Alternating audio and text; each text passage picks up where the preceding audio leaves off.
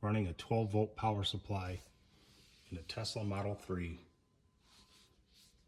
for a blend mount, mirror mount. This will be for a Valentine 1 radar. You want to start by routing your wire, pulling this down, feeding it all the way through along here, getting to the A pillar.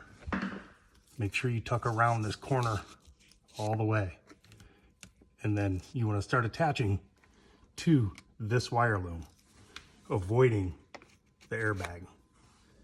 We don't want to put wires over this. Route it all the way down, follow the loom.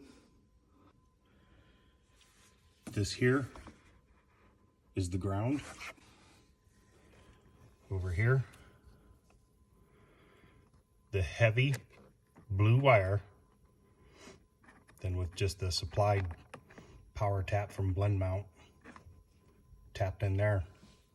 Everything's good, turns on and off with the car.